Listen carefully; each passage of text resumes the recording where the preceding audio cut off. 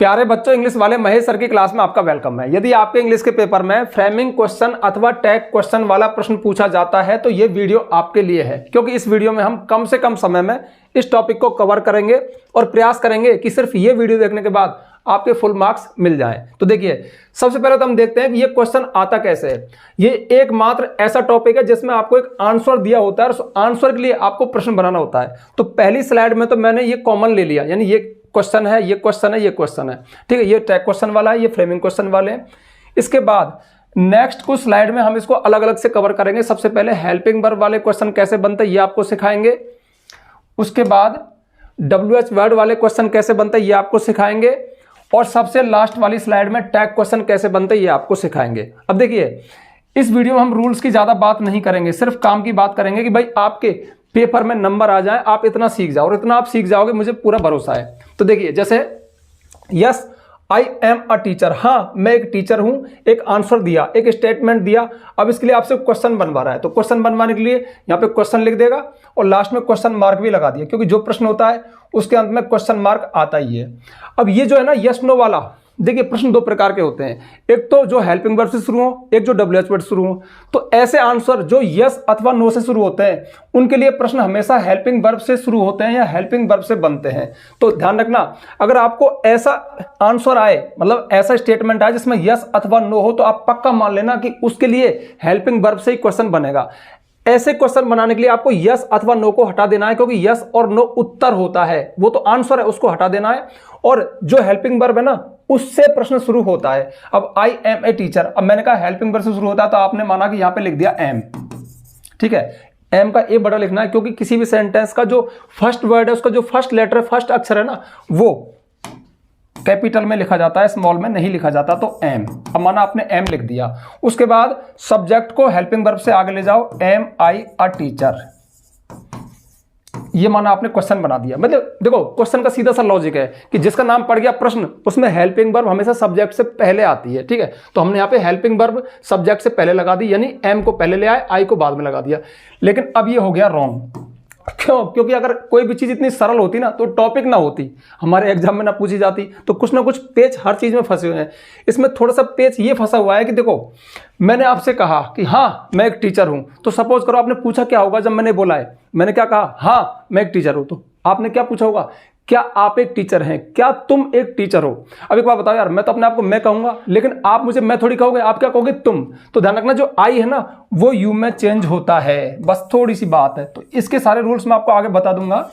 तो देखो, यहां पर सबसे पहले आई है ना यू में चेंज होगा, तो यू के साथ एम आता है क्या, इज एम आर सहायक क्रियाओं का एक ग्रुप है। आई के साथ एम आता है, वी यू दे के साथ आर आता है, ही सीट नेम के साथ इज आता है। तो जब आई यू में चेंज होगा तो यू के साथ एम नहीं आता, आर आता है, तो यहां पे आएगा आर। और आई यू में चेंज हो गया तो you, are you a teacher. इसका मतलब क्या हुआ, क्या आप एक टीचर हो। यहां पे क्वेश्चन मार्क शायद हट गया था, ये क्वेश्चन मार्क हो गया, ठीक है। क्या तुम एक टीचर हो, हाँ मैं एक टीचर हूं। तो सही मैचिंग बैठ गया ना। यूट्यूब पर एकमात्र मैं ऐसा टीचर हूं जो रूल्स की कम बात करता हूं। मैं बात करता हूं सेंस में जाओ। जो आप सेंस में जाने लग गए, इंग्लिश को समझने लग गए, या आपके फील्ड में आने लग गई ना, तो ऑटोमेटिक बहुत सारी चीजें तो ऑटोमेटिक सही हो जाएंगी। रूल्स की जरूरत क्या है यार। क्या तुम एक टीचर हो, हाँ मैं एक टीचर हूं। अगर आपने गलती से आई को यू में, एम को आर में चेंज नहीं किया होता तो क्या बोलता, एम आई ए टीचर, क्या मैं एक टीचर हूं। मैं मुझसे ही पूछ रहा हूं, क्या मैं एक टीचर हूं, हाँ मैं एक टीचर हूं। मतलब भुलक करूं, अपने आप से बार बार पूछता रहता हूं, तो गलत हो गया। तो बस ये थोड़े प्रोनाउन वगैरह चेंज होते हैं और कुछ चीजें चेंज होती है। मतलब मैं आपको सिखा दूंगा, या तो मैं शॉर्ट बता रहा हूँ। शॉर्ट कहाँ, तसल्ली कहाँ है मेरे भीतर।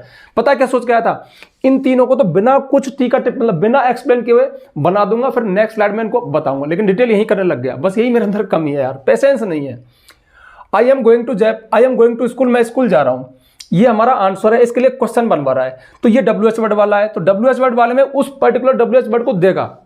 देखिए WH वर्ड बहुत सारे हैं, where, why, when, how long, how many, बहुत सारे हैं। तो अगर वो ना दे तो हमें क्या पता कि किससे बनवा रहा है। तो इसमें देता है वो वेयर से बनवा रहा है। एक बात बताओ, I am going to school, मैं स्कूल जा रहा हूं, तो अब पूछने वाले ने क्या पूछा होगा, तुम कहां जा रहे हो। तो आंसर मिला, मैं स्कूल जा रहा हूं। अब यहां पे थोड़ा लॉजिक की बात सुन लो, नियम की बात सुन लो। ये तो नॉर्मल बात हो गई, प्रैक्टिकल बात हो गई। जिसका नाम पड़ गया प्रश्न, उसमें हेल्पिंग वर्ब हमेशा सब्जेक्ट से पहले आती है। चाहे ये वाला हो, ये कौन सा है, ये हेल्पिंग वर्ब वाला है, ये WH वर्ड वाला है, कोई सा भी हो, उसमें हेल्पिंग वर्ब सब्जेक्ट से पहले ही आती है। अब वही आई और एम का चक्कर, मैं जा रहा हूं तो पूछने वाले ने क्या पूछा होगा, तुम, तो आई तो यू में चेंज होता है, और यू के साथ क्या आएगा, आर आएगा, तो वेयर आर। अब इस आर में ए को अब बड़ा मत लिखो, स्मॉल लिख दो। इसको ए को यहां बड़ा क्यों लिखा, क्योंकि किसी भी कोई भी सेंटेंस है इंग्लिश का, उसको जो फर्स्ट वर्ड है उसका फर्स्ट लेटर हमेशा कैपिटल आता है, स्मॉल नहीं आता। तो वेयर आर यू गोइंग। अब एक बात बताओ, अगर आप इसमें स्कूल और लिख दो, where are you going to school, तुम कहां स्कूल जा रहे हो। अरे यार, जिसका नाम पड़ गया प्रश्न उसमें उत्तर थोड़ी आएगा, ये तो एक सीधी सी बात है। अब मैं इस बात को लिखवाऊं क्या कि उत्तर को हटा दो, यस नो को हटा दो, इसमें तो यस और नो उत्तर है, इसमें स्कूल उत्तर है। एक बात बताओ यार, अगर आपने प्रश्न पूछा तो उसमें उत्तर भी लिख दिया तो फिर कितनी बड़ी गलती है। तो ये मिस्टेक कभी मत करना, जो आंसर है ना उसको हटा देना। और आंसर कब मिलेगा, वेयर, कहां गोइंग, कहां जा रहे हो, स्कूल, तो टू स्कूल ही आंसर आएगा। क्यों जा रहे हो, तो मतलब वर्ब से क्यों पूछोगे तो वही आंसर आएगा जो आपको हटाना है। तो आंसर हमेशा आप वर्ब से पूछ लेना। फिर मैं ज्यादा बोल रहा हूं, ये बात आगे एक्सप्लेन कर दूंगा। तो वेयर आर यू गोइंग, आप कहां जा रहे हो, तुम कहां जा रहे हो, मैं स्कूल जा रहा हूं, ठीक है। WH वर्ड, उसके बाद हेल्पिंग वर्ब, उसके बाद सब्जेक्ट, उसके बाद वर्ब, और आंसर को हटा देना। इसमें आंसर ये है जो हटेगा, ठीक है, इसमें आंसर ये था जो हटेगा। और अब आता है हमारे टैग क्वेश्चन। टैग क्वेश्चन का क्वेश्चन इस तरह से आता है, सी इज अ टीचर, वह एक टीचर है, आगे एक मतलब एक लाइन होगी और क्वेश्चन मार्क लगा होगा। अब जो टैग क्वेश्चन है ना, ये छोटा सा प्रश्न होता है, इसका नाम है टैग, मतलब जुड़ा हुआ, किसी बात को टैग कर देना।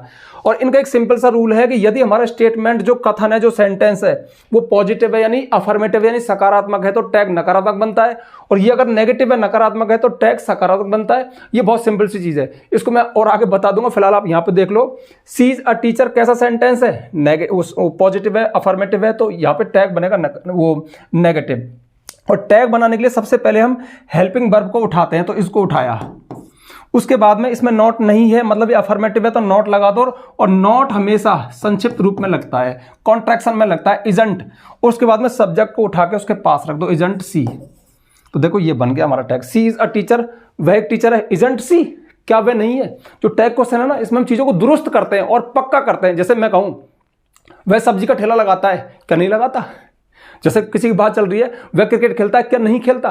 वह सब्जी का ठेला नहीं लगाता है, क्या लगाता है। तो ये हमेशा उल्टे चलते हैं। अब देखो, हम इंडिया वाले और दुरुस्त करते हैं। जैसे मैं कहूं कि रवि स्कूल जा रहा है, क्या नहीं जा रहा, मतलब और पक्का ठोक बजा के दुरुस्त कर लिया। तो ये एक दुरुस्त करने वाले क्वेश्चन है, इसलिए इनका नाम है टैग क्वेश्चन, यानी जोड़े जाने वाले प्रश्न। और सच बात तो ये कि प्रश्न होते ही नहीं है, ये तो दुरुस्त करने का काम है, किसी कथन को अनुमोदन करना टैग क्वेश्चन कहलाता है। और ये बहुत सिंपल सा स्ट्रक्चर है, जब टैग क्वेश्चन वाली स्लाइड पे जाएंगे तो और डिटेल में कर लेंगे।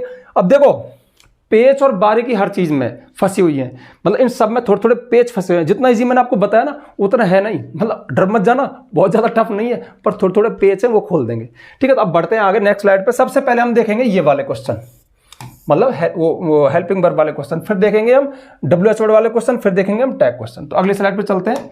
ये आ गई हमारी अगली स्लाइड, कैसे नहीं आई भाई, ये आ गई हेल्पिंग वर्ब वाले क्वेश्चन। तो जो हेल्पिंग वर्ब वाले क्वेश्चन है ना, वो ये 5 आपके सामने हैं। इनको हल करने से पहले थोड़े रूल समझ लो। रूल कुछ नहीं है, ये मैंने आपको बता भी दिया।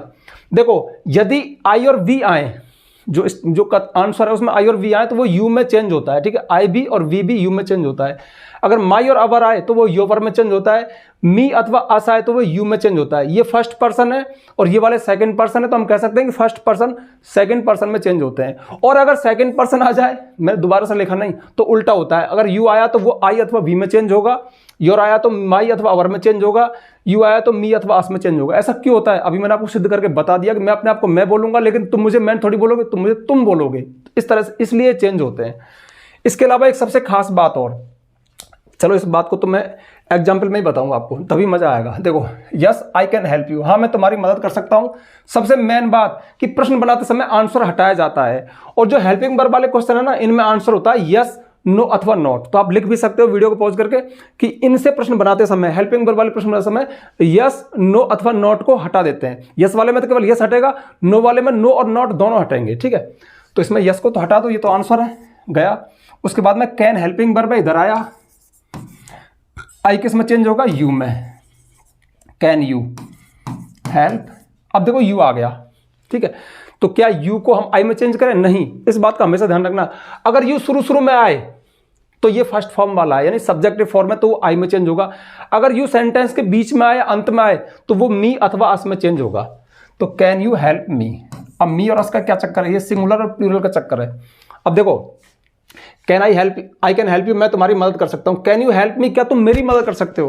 तो मी मतलब अकेले की बात है। अगर हम अस भी लिख दें तो भी सही है, क्योंकि हो सकता है कि हमारी बहुत ज़्यादा लोग हों, तो इसलिए यहाँ पे छूट है कि आप इसको मी में भी चेंज कर सकते हो, अस में भी चेंज कर सकते हो। लेकिन ज़्यादातर आप एक बात बताऊँ, बातचीत दो व्यक्तियों के बीच ही होती है, तो आप सिंगुलर वाले लेना, यानी यू को आप मी में चेंज करना, ठीक है, यू को आप आई में चेंज करना, योर को आप माई में चेंज करना, बजाय वी अवर अस, ये प्लूरल फॉर्म है, ये बहुवचन वाले हैं, तो आप सिंगुलर में चेंज करना।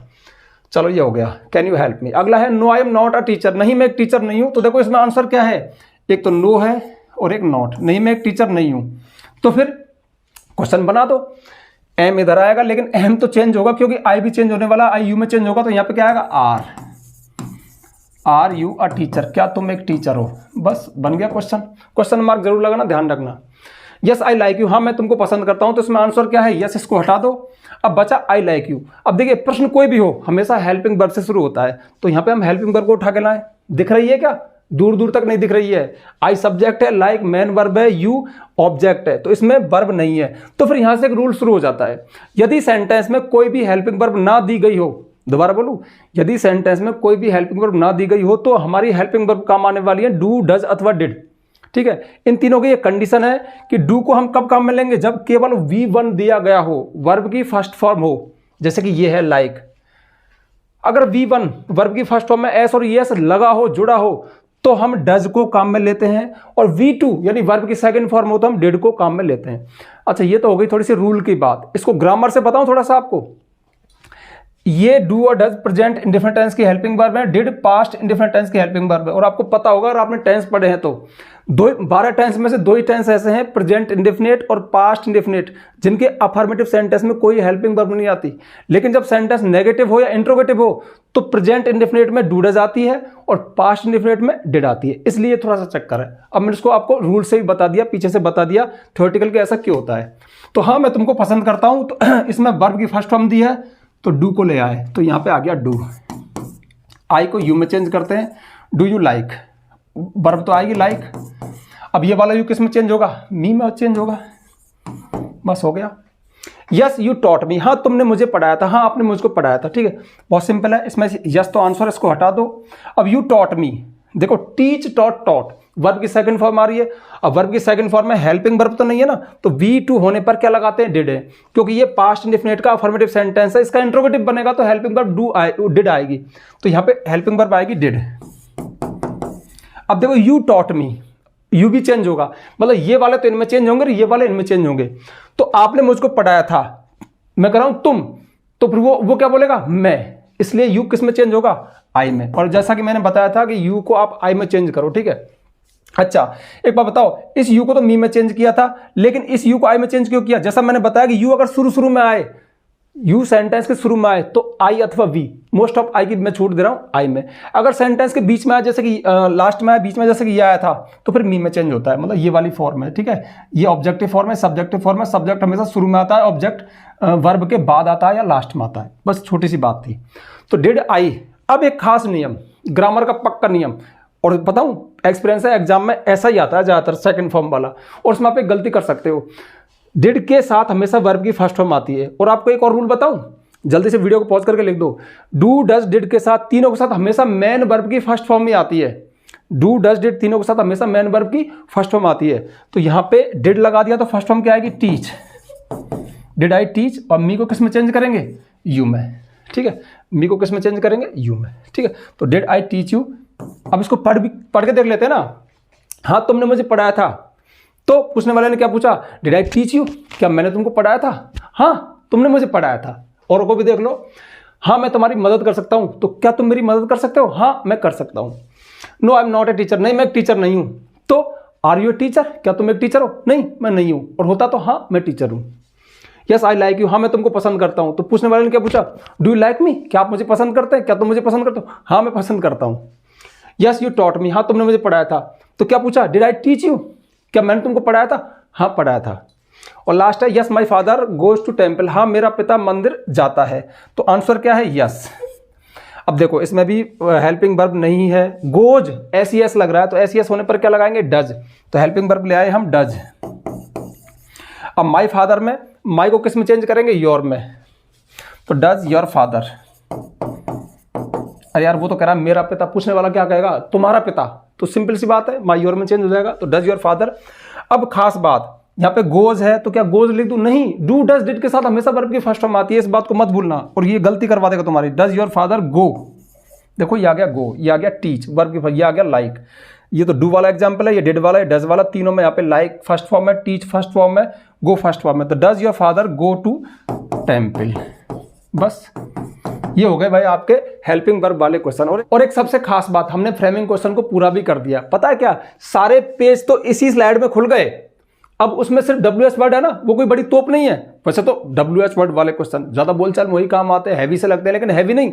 ये बेसिक नॉलेज यहाँ पे खत्म हो गई। ये वाला रूल उसमें भी काम करेगा, और ये वाला भी काम करेगा, और ये दोनों इसकी बारीकियां हैं जो कि यहाँ पे खुल गई, ये उसमें भी फॉलो होंगी। बस वहां पे आंसर हटा देना है। मतलब अब ये टॉपिक बहुत ईजी है आपके लिए। आप कुछ नोट कर रहे हो तो फटाफट से नोट कर लो, फटाफट, ठीक है, स्क्रीनशॉट ले लो, नोट कर लो। अब चलते हैं अगली स्लाइड पे, और अगली स्लाइड है ये हमारी WH वर्ड वाले क्वेश्चन बनाना। बहुत ही इजी है। अब देखो WH वर्ड बहुत सारे हैं, वाट है, वेयर है, वैन है, हु है, हुज है, हाउ मैनी, हाउ मच, विच, बहुत सारे हैं। लेकिन मैंने यहाँ पे आपको, चूंकि एग्जाम नजदीक है तो 4-5 एग्जाम्पल लिए हैं, और मेरा पढ़ाने का तरीका ही ऐसा है कि इनमें आपके सारे कवर हो जाएंगे। यानी आपको इसकी जो मेन की है वो आपको पता चल जाएगी। हर एक को अलग अलग से लिखने की कोई आवश्यकता नहीं है, प्रैक्टिस आप भले कर लेना। I am teaching you framing question, मैं आपको फ्रेमिंग क्वेश्चन पढ़ा रहा हूँ, सच भी है, मैं आपको फ्रेमिंग क्वेश्चन पढ़ा रहा हूँ। ये स्टेटमेंट है, ये आंसर है, तो पूछा क्या है। अब क्या के लिए इसमें दिया जाता है, वाट, क्या। अब जैसा मैंने आपको बताया कि आंसर तो हटाना है, प्रश्न बनाने का रूल, सबसे पक्का तगड़ा रूल तो यही है कि आंसर को नहीं लिखते हैं। प्रश्न में उत्तर को थोड़ी पूछेंगे यार, अगर प्रश्न में उत्तर भी शामिल कर दिया तो वो प्रश्न कहाँ रहा, ठीक है, तो ये वाली बात है। अब उत्तर जो हटाना है ना, उसका पता कैसे लगाए। अब इसमें देखो, मैं यहाँ पे एक टेबल लिखवाता कि इसमें ये हटता है, ये हटता है, ये हटता है, ऐसा नहीं। अगर आप मेरे स्टूडेंट बनना चाहते हैं, लाइफ टाइम मेरे साथ जुड़े रहना चाहते हैं, कुछ सीखना चाहते हैं, तो मेरी बात हमेशा फॉलो करना। इंग्लिश के थोड़े साइंस में जाना, जो आप साइंस में चले जाते हो ना, तो आपको बहुत सारे रूल्स को याद करने की आवश्यकता नहीं होती, आप खुद पता लगा लेते हो। तो आंसर को पता लगाने का एक ही रूल है कि आप WH वर्ड को वर्ब से कनेक्ट कर दो, मतलब वर्ब से पूछ लो। जैसे I am teaching you framing question, मैं आपको फ्रेमिंग क्वेश्चन पढ़ा रहा हूँ, तो हमने पूरा पढ़ लिया। अब वाट टीचिंग, क्या पढ़ा रहा, वाट यानी WH वर्ड को इस वर्ब से कनेक्ट, क्या पढ़ा रहा, तो फ्रेमिंग क्वेश्चन पढ़ा रहा, तो इसको कर दो गोला। गोला मतलब वहां पे मत करना, मन में सोच लेना, ठीक है, ये अपना आंसर है, इसको नहीं लिखना है। बाकी सारे रूल वही हैं जो अभी किए थे। यानी सबसे पहले क्या, इसमें तो सबसे पहले WH वर्ड आता है, उसके बाद हेल्पिंग वर्ब आएगी। हेल्पिंग वर्ब क्या है, ये तो कई बार कर लिया, आर आएगा यहाँ पे, और आई किस में चेंज होगा, यू में, तो वाट आर यू टीचिंग। अब यू देखो, मैं तुमको पढ़ा रहा हूं, तो क्या मैं किसी एक व्यक्ति को पढ़ा रहा हूं, मैंने कहा था ना, मी में रस में दोनों में चेंज होता है, तो यहाँ पे आप बहुत सारे लोगों को, लाखों लोगों को पढ़ा रहा हूं, तो फिर यहाँ पे किस में बेहतर रहेगा, us, sorry, what are you teaching us, आप हमको क्या पढ़ा रहे हो, मैं आपको फ्रेमिंग क्वेश्चन पढ़ा रहा हूं, तो यहाँ पे मैंने अस में चेंज किया। अब बहुत सारे घूम गए होंगे कि यार ये तो मी कहाँ आएगा, अस कहाँ आएगा, कोई बहुत बड़ी प्रॉब्लम नहीं है, मैं किसी एक को ही पढ़ा सकता हूँ। हो सकता है कोई एक स्टूडेंट है, मैं उसको पढ़ा रहा हूं, तो यहाँ पे मी भी चल जाएगा। इसकी वजह से आपका ये फ्रेमिंग क्वेश्चन गलत नहीं होता, ये छोटी सी बात है। बट थोड़ा सेंस में जाओ ना यार, जब मैं एक टीचर पढ़ाता है तो एक को थोड़ी पढ़ाता है, बहुत सारे लोगों को पढ़ाता है, तो जो अस है वो प्लूरल फॉर्म है, ठीक है, बहुवचन है। अगला देखो, Ravi failed because he did not read, Ravi fail हो गया क्योंकि वह नहीं पढ़ा था। अब देखो, सबसे पहले आंसर का पता लगाना है, सारे रूल्स आप जानते ही हो।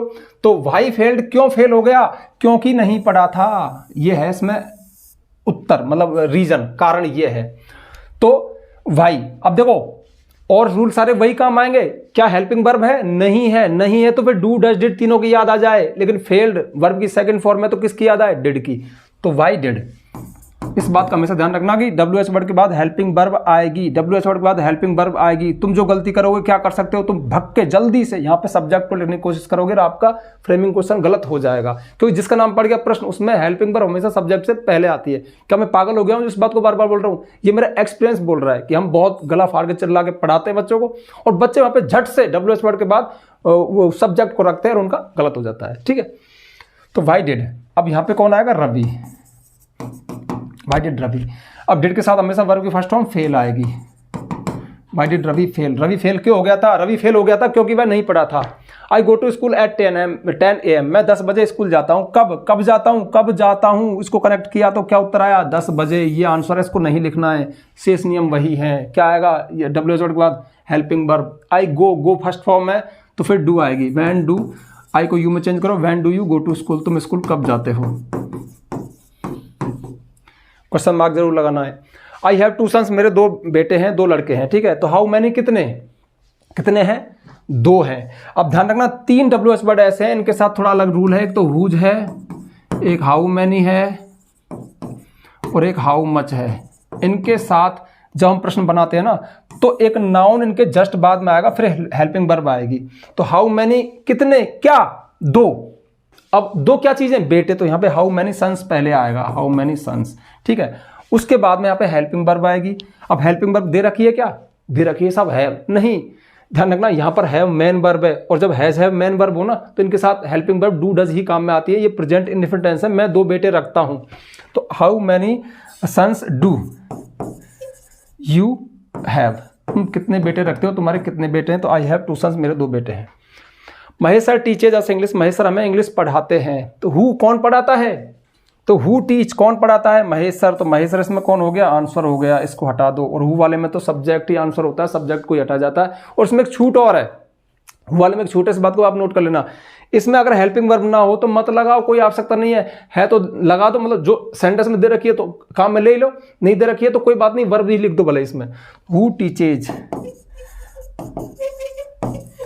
आज को यू में चेंज करेंगे, हु टीचेज यू इंग्लिश, आपको इंग्लिश कौन पढ़ाता है। तो इसमें आंसर हो गया महेश सर, ठीक है।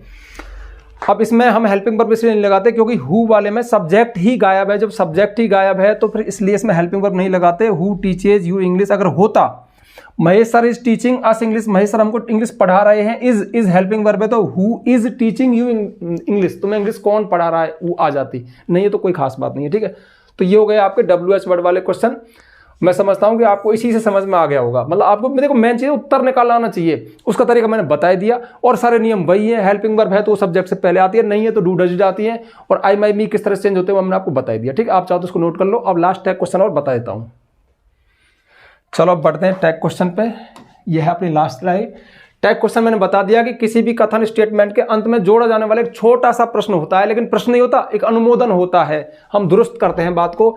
और इसका सीधा सा फंडा यही है कि यदि हमारा कथन स्टेटमेंट पॉजिटिव है, अफर्मेटिव है, सकारात्मक है तो टैग नकारात्मक बनता है। कुछ पेच हैं, कुछ बारीकियां हैं, वो खुलते खुलते खुल जाएंगी। शुरू कर देते हैं। ही इज माई फ्रेंड, क्या वह मेरा मित्र है। तो सबसे पहले इनमें हमें हेल्पिंग वर्ब की आवश्यकता पड़ती है, तो इज। उसके बाद में चूंकि कथन सकारात्मक है तो नॉट लगेगा, लेकिन नॉट हमेशा संक्षिप्त रूप कॉन्ट्रैक्शन में लगता है, तो इजंट। और सब्जेक्ट हो गया ही, इजंट ही, क्या वह नहीं है, वह मेरा मित्र है, इजंट ही, क्या वह नहीं है, और दुरुस्त कर लिया बात को, ठीक है। ये हो गया अपना टैग क्वेश्चन और ये करेक्ट है। यहाँ पे ही की जगह मोहन होता तो मोहन के लिए भी हम मोहन नहीं लिखते, ही लिखते। राधा होती तो सी लिखते। अगर विलेजर्स होता तो दे लिखते। बस ये थोड़ा सा ध्यान रखना। हाँ कोई जानवर वस्तु होता तो फिर इट लिखते। जैसे डॉग है, डॉग से शुरू होता तो फिर हम इट लिखते। बस ये थोड़ी सी बात है, ध्यान रखना। आई एम अ टीचर, मैं एक टीचर हूँ। कैसा कथन है, अफर्मेटिव है, पॉजिटिव है, तो टैग कैसा बनेगा, नेगेटिव। तो नेगेटिव में सबसे पहले हेल्पिंग वर्ब तो चाहिए एम, और फिर नॉट, एमंट। और ये हो गया गलत, और बारीकी हो गई शुरू। हर चीज मैंने कह रहा हूँ आसान नहीं होती, थोड़ी थोड़ी प्रॉब्लम हर चीज में होती है। तो यहाँ पे मैं आपको एक रूल बता रहा हूँ। हमें यहाँ पर एम नॉट लिखने की आवश्यकता पड़ी, जो कि गलत हो गया, यानी ये चीज नहीं चलेगी। तो ऐसा सिर्फ 3 हेल्पिंग वर्ब के साथ होता है जिनमें थोड़ा बदलाव होता है, वो आप सुन लो। अगर आपको एम नॉट लिखना पड़े, चलो पेन चेंज कर लेता हूं। जैसे आपको लिखना पड़े कि एम नॉट, तो इसको एमंट मत लिखो, इसको आरंट लिखा जाता है। घबराना मत, 3 में ही है। आपको लिखना पड़े विल नॉट, तो इसको वॉन्ट लिखते हैं। आपको लिखना पड़े सेल नॉट, तो इसको सेंट लिखते हैं। बस ये नोट कर लो फटाफट से, कॉपी वीडियो पॉज करके। ये इस तरह से होता है। लेकिन इनका सकारात्मक हो तो फिर ये चेंज नहीं होते। जैसे आई एम नॉट, चलो पहले तो मैं इसको लिखते रहो आप, ठीक है, लिख लो फटाफट। आई एम ए टीचर, मैं एक टीचर नहीं हूं। एम नॉट लिखने की जरूरत पड़ी तो एम नॉट नहीं आरंट लिखेंगे। तो यहां पे लिखा मैंने आरंट, सॉरी, इसको स्मॉल में रहने दो। कुछ और भी भग गया क्या, नहीं, आरंट आई, ये हो गया आरंट आई, ठीक है, मतलब आरंट आई। अब यहां पे एम नॉट होने पर हमने आरंट किया, लेकिन मेन बात मैं क्या कर रहा हूं, आई एम नॉट ए टीचर, मैं एक टीचर नहीं हूं, तो एम नॉट आ रहा है। अब नॉट आ रहा है तो फिर टैग कैसा बनेगा, पॉजिटिव बनेगा। तो वहां पे एम आई लिखेंगे, वहां पे एम आर में नहीं बदलेगा। एम आर में तभी बदलता है जब नेगेटिव टैग आप बना रहे हो, ठीक है। जैसे आई एम नॉट ए टीचर होता है, यहाँ पे आई एम नॉट ए टीचर, तो इसका टैग क्या बनेगा, एम। अब इसमें नॉट तो है, तो नॉट है तो टैग कैसा बनेगा, पॉजिटिव। उसमें नॉट नहीं आता तो एम आई रहेगा। और ये इन दोनों के साथ भी है बात। मैं समझता हूं आपको समझ में आ गई होगी बात, ठीक है। अब बढ़ते हैं आगे। ये आपने नोट कर लिए होंगे, करते रहना, करना हटाना पड़ेगा भाई, जगह नहीं है। ठीक है, अब बढ़ते हैं आगे। हट जा भाई। हाँ, they are not playing today, वे आज नहीं खेल रहे हैं। अब ये कथन कैसा है, नहीं खेल रहे। एक मिनट इसको हटा दो, ओह सॉरी, अब क्या करूं, चलो ये देखते हैं, हो गया काम। They are not playing today, वे आज नहीं खेल रहे हैं। ये कथन, ये स्टेटमेंट कैसा है, नेगेटिव है, तो टैग कैसा बनेगा, पॉजिटिव बनेगा। अब नेगेटिव बने पॉजिटिव बने, सबसे पहले हमें हेल्पिंग वर्ब चाहिए जो कि दे रखी है आर, तो यहां पे लिख दो आर को। ठीक है, अब आर के बाद नॉट दे रखा है तो नॉट वहां पे नहीं आएगा, डायरेक्ट सब्जेक्ट आ जाएगा आर दे, क्या वे खेल रहे हैं। रानी विल हेल्प यू, रानी तुम्हारी मदद करेगी। अब यहां पे देखिए विल तो आएगा ही, और विल के साथ कथन कैसा है, पॉजिटिव है तो नॉट लगाना पड़ेगा। तो जैसे आपको विल नॉट लगाने की आवश्यकता पड़े तो वो रूल याद आ जाए, विल नॉट नहीं लिखते, वॉन्ट लिखते हैं। बस ये तो छोटी सी बात थी जो आपको दिमाग में रखनी है। तो यहां पे क्या लिखेंगे हम, वॉन्ट। उसके बाद रानी के लिए क्या लिखेंगे, सी, वॉन्ट सी, बस हो गया। हाँ, Rani will not help you, Rani will not help you, not यहां पे होता तो फिर क्या लिखते हैं, विल सी, विल सी। इस बात का ध्यान रखना। सी किसके लिए लिखा मैंने, रानी के लिए। अगर कोई लड़का हो, उसका नाम हो तो ही, लड़की है तो सी, ज्यादा है तो दे, जानवर वस्तु है तो it. I shall write a letter, मैं एक पत्र लिखूंगा, तो इसमें शैल नॉट लिखने की आवश्यकता पड़ रही है। शैल नॉट को क्या लिखते हैं, सेंट, तो यहां पे लिखा हमने सेंट, सेंट आई, बस हो गया काम। The boys played a match yesterday, लड़कों ने कल एक मैच खेला था। अब इसमें देखो कथन कैसा है, पॉजिटिव है, तो नेगेटिव हो पॉजिटिव हो कुछ भी हो, हमें यहाँ पे हेल्पिंग वर्ब तो चाहिए। क्या दे रखी है, नहीं दे रखी, नहीं दे रखी तो फिर वही रूल इसमें भी अप्लाई है, डू डज डिड। यहाँ पे वर्ब की कौन सी फॉर्म है, सेकंड फॉर्म है, तो क्या लगा दो, डिड लगा दो। एक पेज ये खुल गया। कथन पॉजिटिव है तो नॉट आएगा, डिडंट। और बॉयज कौन है, ज्यादा है, ज्यादा है तो कौन लिखेंगे, दे लिखेंगे, तो डिडंट दे, क्या उन्होंने नहीं खेला था, बस हो गया। आई नेवर टेल अ लाई, मैं कभी झूठ नहीं बोलता हूं। ये कैसा सेंटेंस है बताओ, आपको लग रहा होगा पॉजिटिव है, नॉट तो है नहीं, लेकिन ध्यान रखना ये नेगेटिव है क्योंकि इसमें नेवर आ रहा है, और नेवर का अर्थ क्या होता है, कभी नहीं। अब यहां से एक पेज, एक सीक्रेट और खुलने जा रहा है। आप वीडियो को पॉज करके जो मैं बोलूं ना उसको नोट कर लेना। तो देखो यदि आपके सेंटेंस में नो आए, नेवर आए, नथिंग आए, ठीक है, hardly, scarcely, seldom, few, little, ऐसे वर्ड आए, दोबारा से बोलूं क्या, आप नोट कर लेना। देखो नो आए, नेवर आए, नथिंग आए, नोबडी आए, hardly, scarcely, seldom, few, little, ऐसे वर्ड आए तो फिर ये नेगेटिव फीलिंग देते हैं। ये होने पर नॉट होता है, सीधी सी बात है यार, सेंटेंस नेगेटिव हो जाता है। और जब सेंटेंस नेगेटिव है तो टैग कैसा बनेगा, पॉजिटिव बनेगा, अफर्मेटिव बनेगा। तो इसमें आप क्या लिखोगे, सबसे पहले हेल्पिंग वर्ब लगाओ। इसमें तो हेल्पिंग वर्ब और नहीं दिया तो डरो क्यों, do does did, tell first form में डू आएगी, डोंट, सॉरी मैं क्यों डोंट बोल रहा हूं, नॉट तो इसमें है तो डू आई, बस हो गया। ओपन द डोर, दरवाजा खोलो। अब देखो ये क्या है, ये इंपेरेटिव सेंटेंस है, ठीक है, दरवाजा खोलो, डोंट गो आउट, बाहर मत जाओ, डोंट प्ले, मत खेलो, कम हियर, इधर आओ, ये इंपेरेटिव सेंटेंस होते हैं, इनमें कोई आदेश दिया गया होता है, प्लीज कम हियर, कृपया इधर आओ, तो इनका फिक्स है। इस बात को भी वीडियो को पॉज करके नोट कर लेना। यदि इंपेरेटिव सेंटेंस आए टैग में तो उसका विल यू ही बनता है, मतलब सब छोड़ो और कुछ सब भूल जाओ, विल यू लिख दो, ठीक है, तो इसमें बनेगा विल यू। ऐसा क्यों होता है, देखो इसको बोल के देख लेते हैं। ओपन द डोर, दरवाजा खोलो, विल यू, क्या आप खोलोगे, विल यू क्या आप खोलोगे, इस तरह से। तो भैया ये था आपका फ्रेमिंग क्वेश्चन, टैग क्वेश्चन। मैं समझता हूं मैंने पूरी दम लगा दी, मतलब दम क्या यार, मैंने बोला था ना शॉर्ट एंड स्वीट बताऊंगा, बता दिया। रूल्स ज्यादा लिखवाने की आवश्यकता नहीं है। कोई चीज आपको लगी हो कि हाँ यार, तो वीडियो को मतलब स्किप करके या कैसे करके पॉज करके नोट कर लेना, क्योंकि मेरा मकसद है कि ये वीडियो ओनली एग्जाम बेस्ड है। लेकिन फिर भी मुझे उम्मीद है यदि किसी बेसिक लर्नर ने इस वीडियो को खोल लिया होगा ना गलती से भी और देखता चला गया होगा तो उसको भी समझ में आ गया होगा। क्योंकि देखो एक सिस्टम है यार, जब तक आप इंग्लिश को अपनी आत्मा में नहीं बसाओगे, थोड़ा सेंटेंस को पढ़ने की कोशिश नहीं करोगे, सिर्फ रट्टा मार रूल्स पे चलोगे तो कहीं ना कहीं धोखा खा जाओगे। क्योंकि इंग्लिश एक लैंग्वेज है, इसको अपनी आत्मा में उतारो, अपनी रूह में उतारो, इसको फील किया करो, सेंटेंस को पढ़ने की कोशिश किया करो, तो ये ऑटोमेटिकली आपको समझ में आ जाएगी। जैसे ये वाला रूल है, अब ये कोई रूल की बात थोड़ी है यार, जब सेंटेंस नेगेटिव ही है, मैं कभी झूठ नहीं बोलता हूं, क्या मैं बोलता हूं, तो जब नेगेटिव ही है। अब जैसे वेरी होता है, वेरी होता है ना के बराबर, फ्यू वेरी, सॉरी वेरी नहीं, लिटिल और फ्यू, लिटिल ना के बराबर, फ्यू ना के बराबर। अभी मैंने बोल तो दिया क्योंकि वीडियो शॉर्ट बनाना था, लेकिन कोई डिटेल वीडियो बताऊंगा उसमें बताऊंगा, वो डिटरमिनर है, फ्यू और लिटिल, फ्यू एंड लिटिल, ये दोनों नेगेटिव फीलिंग देते हैं। फ्यू, लिटिल होता है ना के बराबर और फ्यू होता है ना के बराबर। नथिंग कुछ नहीं, नो नहीं, नोबडी कोई नहीं, तो सब में नेगेटिव है, नेगेटिव सेंस है। इसलिए इनका ये जब आए तो हम टैग को नेगेटिव, जब ये आए तो हम टैग को पॉजिटिव बनाते हैं। बस छोटी सी बात है, कोई बहुत बड़ी बात नहीं है, ठीक है। तो भैया ये था वीडियो। मैं समझता हूँ कि अगर आपको और कुछ नोट करना है तो मैं एक बार स्लाइड और चेंज कर देता हूँ। ये वाली स्लाइड तो आपने ये करी कि नहीं, एक बार और कर लो, चलो यार, ठीक है। इसको फटाफट से नोट कर लो। इससे पहले वाली ये थी, इसमें कुछ नोट करना तो नोट कर लो। इससे पहले वाली ये थी, इसमें कुछ रूल्स वगैरह, ये टेबल वगैरह आप चाहो तो इनको नोट कर सकते हो। तो भैया ये था वीडियो, ठीक है। अब आपका फ्रेमिंग क्वेश्चन, टैग क्वेश्चन गलत नहीं होगा, थोड़ा सा भी अगर आपने प्रैक्टिस एक्सरसाइज कर लिया तो ठीक है। तो जल्दी से वीडियो को लाइक कर दो, ज़्यादा से ज़्यादा शेयर करना, क्योंकि बहुत वैल्यूबल वीडियो है। और यदि आप चैनल पर नए आए तो चैनल को सब्सक्राइब करना, बेल आइकन प्रेस करना, ताकि आपको आने वाले वीडियोस की नोटिफिकेशन मिल जाए। आज के लिए बस इतना ही, मिलते हैं नेक्स्ट वीडियो में नेक्स्ट टॉपिक के साथ। तब तक के लिए बाय।